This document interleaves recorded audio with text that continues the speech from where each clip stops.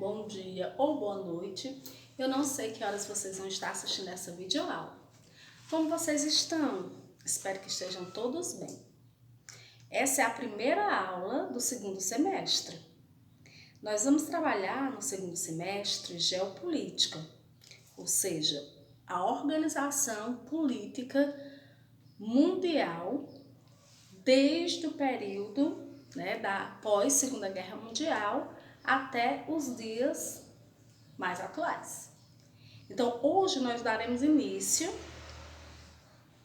falando sobre a Guerra Fria. Não sei se vocês já ouviram falar lá no ensino fundamental, com certeza sim, porque se trabalha no nono ano a Guerra Fria. E hoje nós vamos revisar esse assunto e nos aprofundar um pouco mais. Hoje nós focaremos no que é a Guerra Fria, tudo bem? Bom, gente, o que seria então Guerra Fria? Por que Guerra Fria? Por que esse nome? Veja bem, vamos começar do princípio. Eu acho que todos vocês também já ouviram falar na Segunda Guerra Mundial. A Segunda Guerra Mundial tinha dois eixos. O eixo dos países fascistas e influenciado pelo fascismo, que era a Itália, Alemanha e Japão, versus um outro eixo, que era alguns países, a maior parte dos países europeus e a União da República Socialista Soviética. E já próximo ao final da Segunda Guerra Mundial, os Estados Unidos da América também se inclui nesse eixo que lutou contra o eixo fascista. Ao final da Segunda Guerra Mundial, o eixo fascista foi derrotado. E apesar dos Estados Unidos da América e a União da República Socialista Soviética estarem do mesmo lado na Segunda Guerra Mundial, eles passaram a ser inimigos ideológicos. Como assim, professora, inimigos ideológicos? Todos vocês também sabem o que é socialismo e capitalismo, porque isso já foi estudado nos anos anteriores. E aí, a União da República Socialista Soviética, que desde 1917, que vocês devem também ter estudado lá em História, ganhou a Revolução, o Partido Bolchevique, que implementou o socialismo na União da República Socialista Soviética, que antes era a Rússia. Mas como eles venceram a Revolução Russa, passou-se a chamar União da República Socialista Soviética, que eram 14 repúblicas que tinha como sistema político vigente o socialismo, certo? O socialismo que foi criado a partir das filosofias políticas de Karl Marx e liderado por Lenin, em 1917, constituiu-se essa república e que defende o socialismo desde então, que foi para a Segunda Guerra Mundial, que venceu a Segunda Guerra Mundial junto com outros países europeus e os Estados Unidos.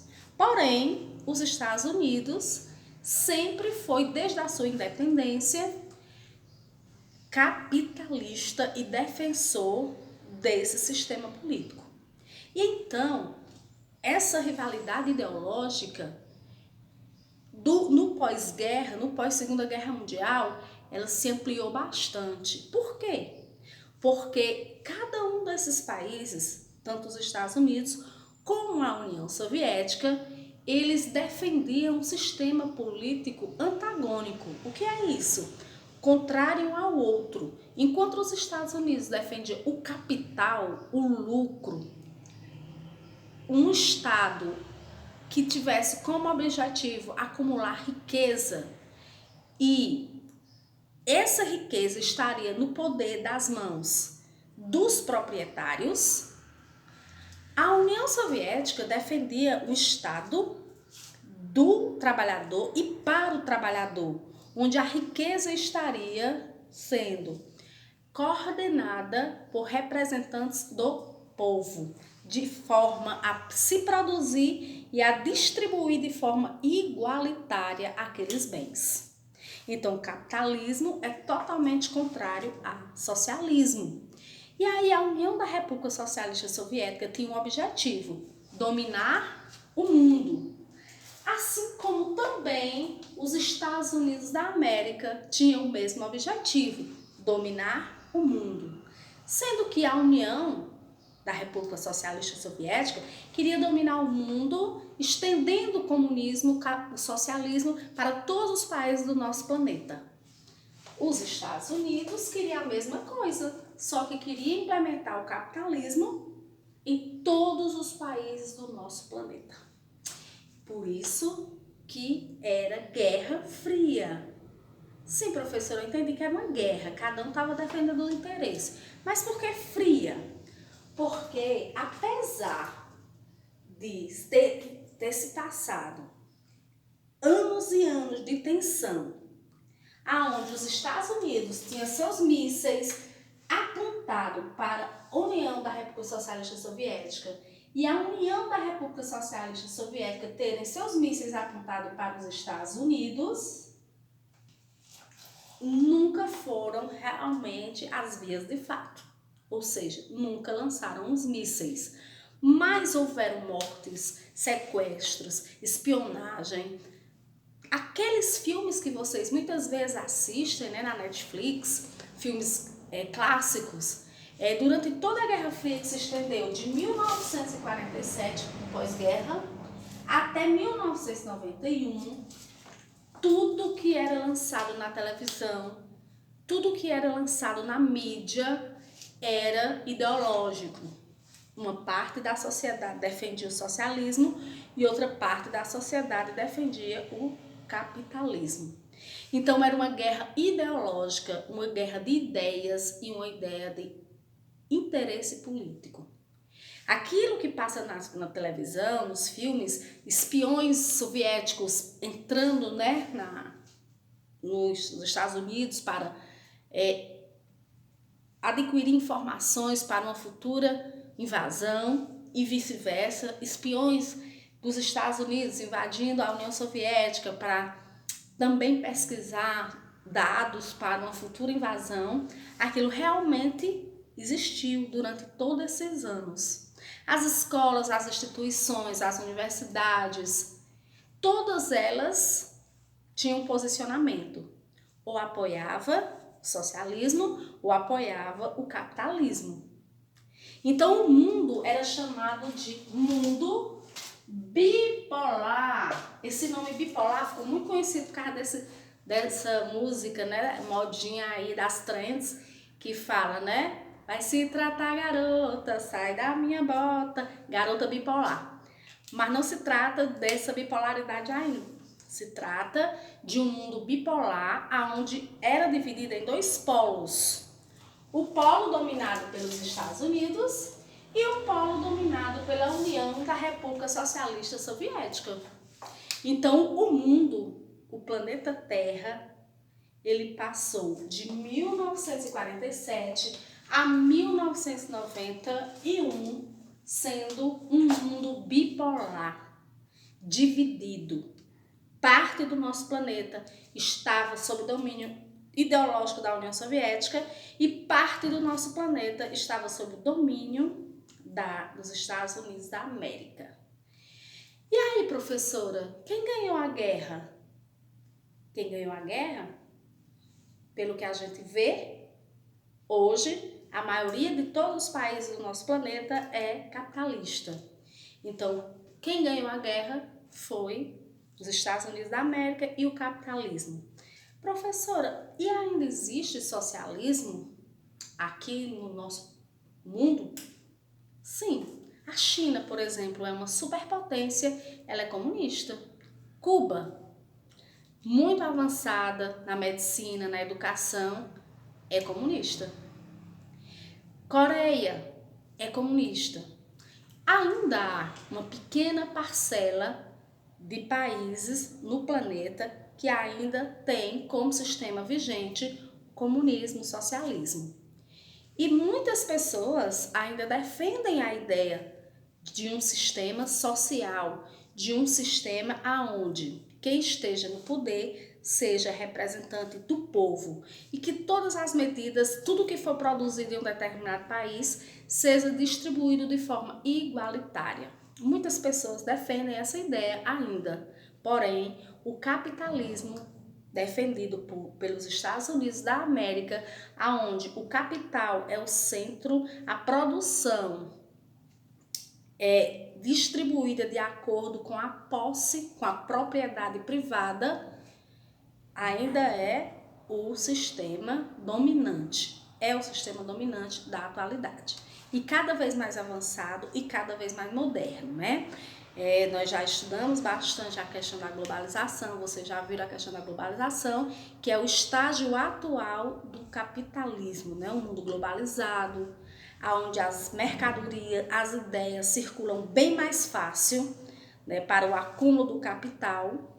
E hoje o capitalismo é o sistema vigente. Esse mundo bipolar não existe mais. O mundo não é mais bipolar porque os Estados Unidos, ele dominou e o capitalismo é o sistema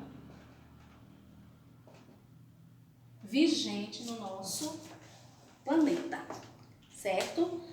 Quando foi o que marcou então a queda do comunismo? Por que a União da República Socialista Soviética então caiu? Em 1989, cai-se o Muro de Berlim, que era um grande símbolo do socialismo, onde a Alemanha era dividida em Alemanha Oriental e Alemanha Ocidental. A Alemanha Ocidental capitalista e a Oriental socialista. Então, foi derrubado esse muro, unificando a Alemanha. Isso foi muito forte para que o socialismo caísse e a credibilidade no socialismo diante do mundo também caísse. Professora, por que então o socialismo foi caindo? Quando houve a Revolução Russa, em 1917, quem assumiu o poder foi um camarada chamado Lenin. Lenin tinha uma estrutura política e uma forma de liderar a União da República Socialista Soviética bem diferente do seu sucessor, que foi Stalin. Lenin acabou morrendo e Stalin foi o seu sucessor. E Stalin foi um ditador, um grande ditador.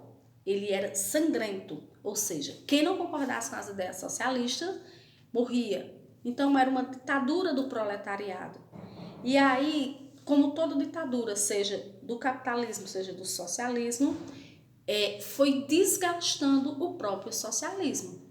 E eu, na minha opinião, e muitas pessoas também acreditam nisso, o que desgastou o socialismo e o comunismo foram essas lideranças que não agiram de forma democrática e acabou eles mesmos destruindo, criando projetos políticos que davam abertura para que o capitalismo novamente entrasse nesses países.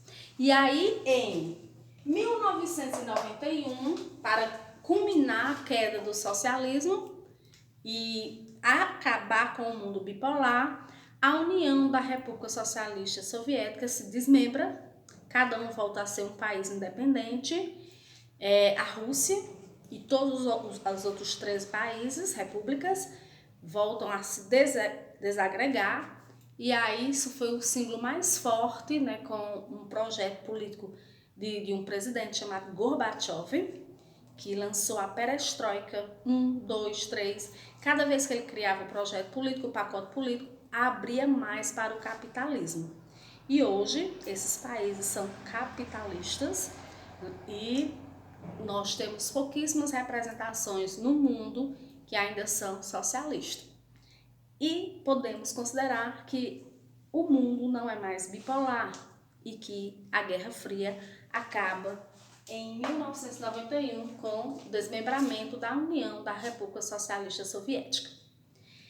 E esse tema de hoje, que foi Guerra Fria, é um tema extremamente explorado, né, em provas, em concursos, em vestibulares, E nós vamos nos aprofundar um pouco mais como foi, quais foram as estratégias que os Estados Unidos da América criaram para derrubar o socialismo, detalhar um pouco mais nas próximas aulas quais foram as ações desses países, né, desse país, os Estados Unidos da América, principalmente ele, para fazer com que o capitalismo vencesse essa Guerra Fria. Então, Guerra Fria porque era uma guerra ideológica, apesar de os mísseis estarem o tempo todo lançado um para o outro e que a tensão das pessoas que viveram essa época da Guerra Fria era muito grande, porque a todo momento acreditava-se que fosse ter a Terceira Guerra Mundial. E aí eu termino a aula lendo esse trecho de Albert Einstein. Ele diz assim: não sei como será travada a Terceira Guerra Mundial, mas posso lhe dizer o que os homens vão usar na quarta: pedras. Isso quer dizer o quê? Que, como foi Albert Einstein que criou a fórmula da bomba atômica, ele se arrependeu profundamente porque ele não imaginava que o homem fosse utilizar essa forma para bombas nucleares que destruiria a humanidade. Então, se houver uma terceira guerra mundial, com a tecnologia que se tem hoje, não sobrará nada para uma quarta guerra. E aí a luta será de pedras. Então, gente, por hoje é só. A aula de hoje tem como objetivo mostrar o que foi a Guerra Fria. Na aula 2, nós veremos detalhadamente quais foram as ações dos Estados Unidos e da União Soviética e por que os Estados Unidos, ele conseguiu dominar o mundo com o seu capitalismo. Um grande abraço e até a próxima!